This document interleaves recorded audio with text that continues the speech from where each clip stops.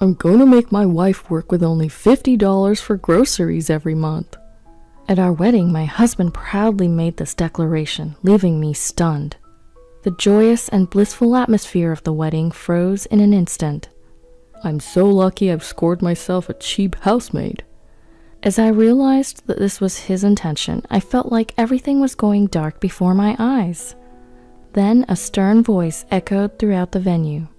Is that all you wanted to say, you bastard? As my father stood up and approached us, my husband condescendingly said, Don't get cocky, old man.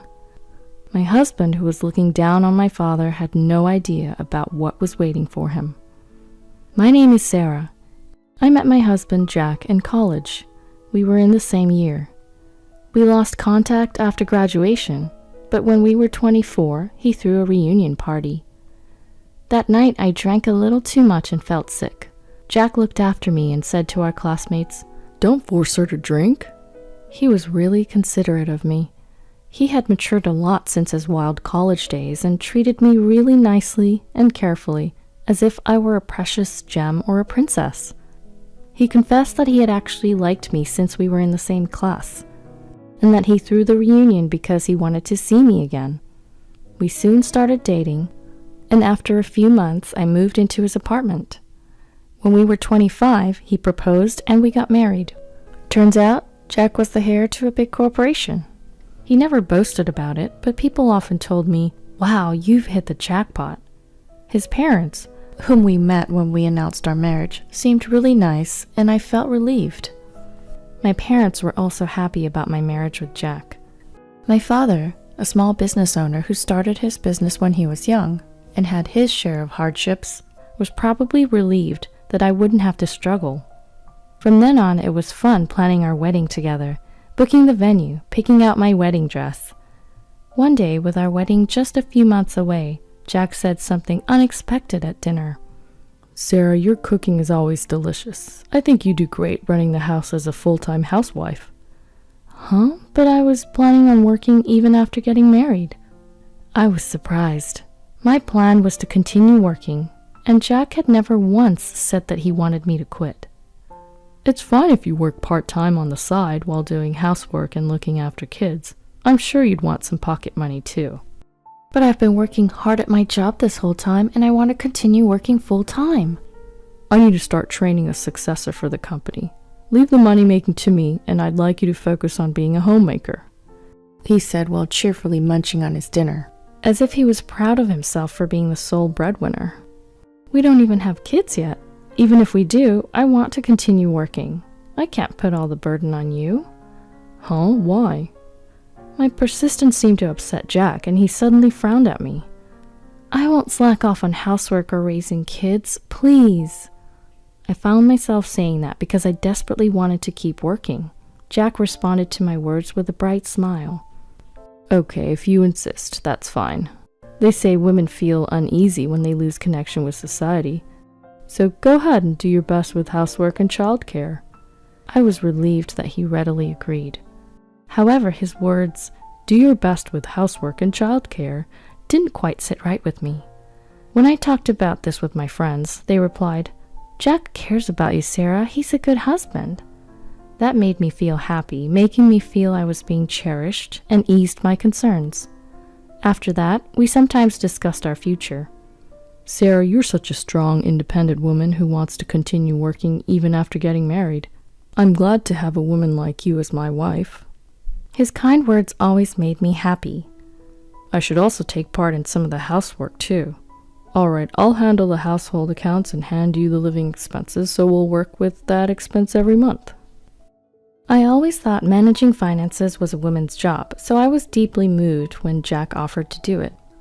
Oh, I don't have to do everything by myself? That's a relief. And so came our wedding day. With many guests blessing us, the ceremony went smoothly, and I was overwhelmed with joy. Then, an incident broke out at the end of the ceremony. I'm going to make my wife work with only $50 for groceries every month. During his speech, Jack suddenly made this absurd statement. I was stunned, my mouth wide open in disbelief.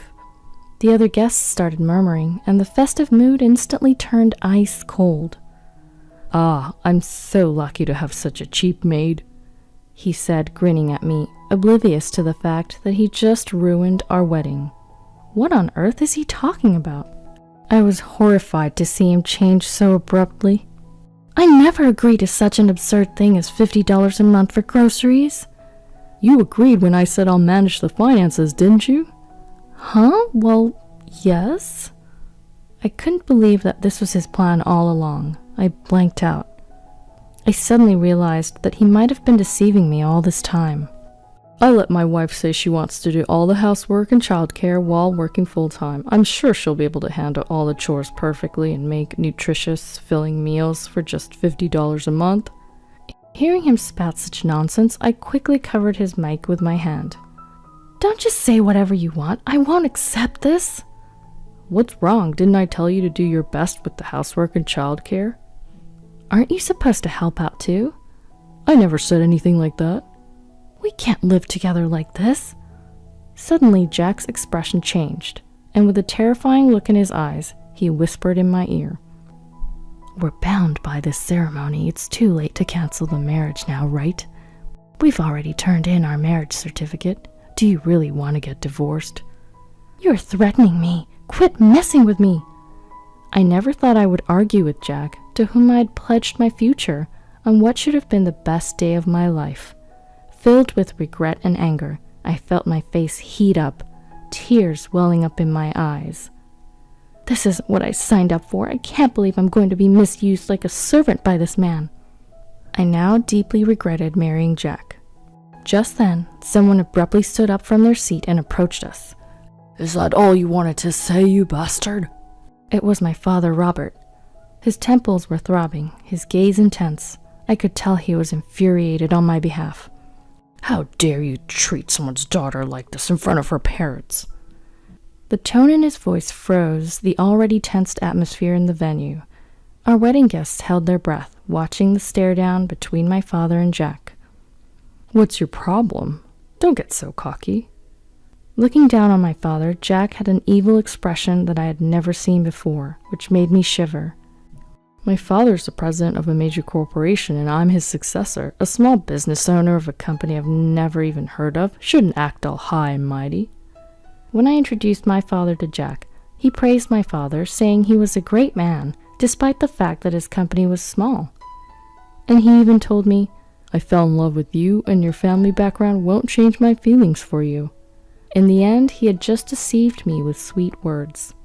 Just as Jack was about to confront my father again, a loud shattering sound of glass shocked the whole venue. We all turned to see what had happened.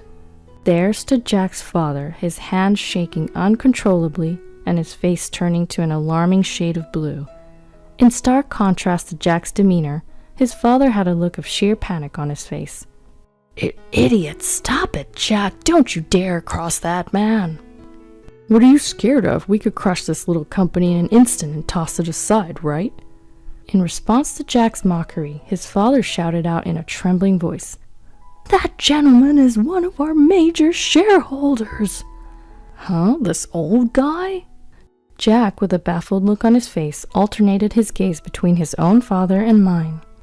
While my father's company was indeed small in scale, he had started it himself, and he received compensation such as executive remuneration and dividends from stocks. Moreover, he held stocks in companies other than his own, and if he sold them, he would have assets amounting to several $100 million. Among these stocks were those of the company owned by Jack's father. That's why my father, as a major shareholder, had the right to influence the company's management policies.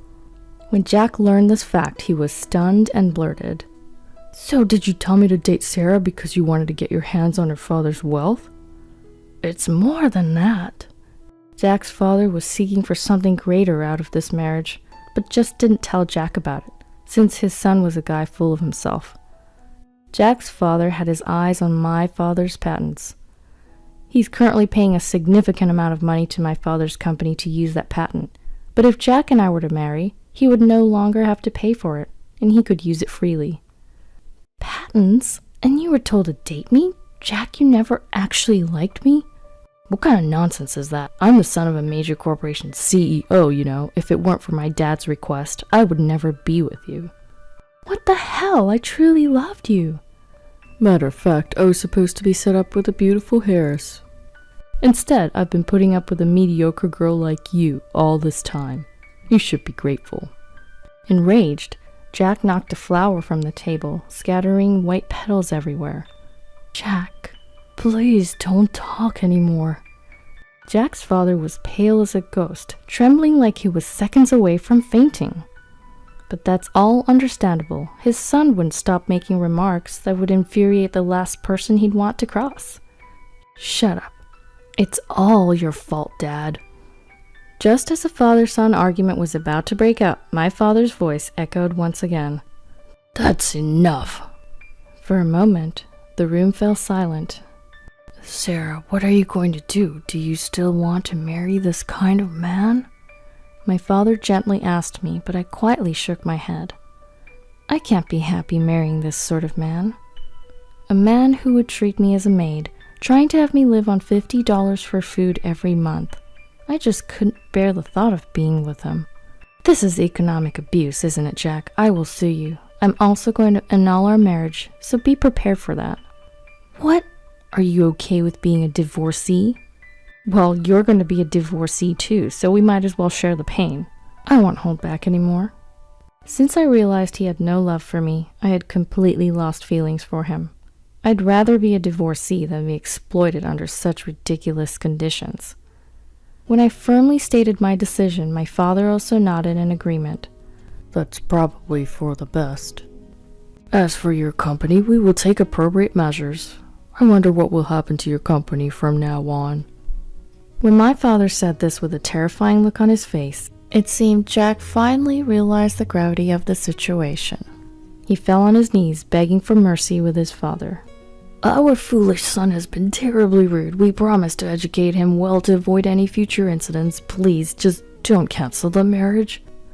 Sarah, I was wrong. Please forgive me. I'll let you do as you like with housework, childcare, and work. I won't limit your food expenses anymore.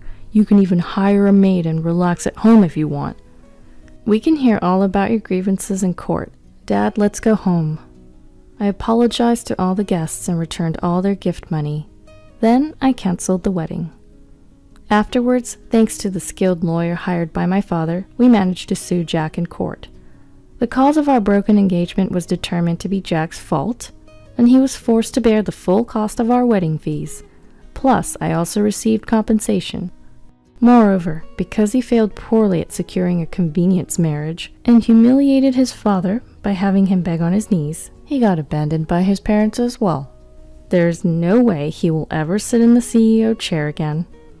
Jack, out of desperation, caused a ruckus at work and got in trouble with the police.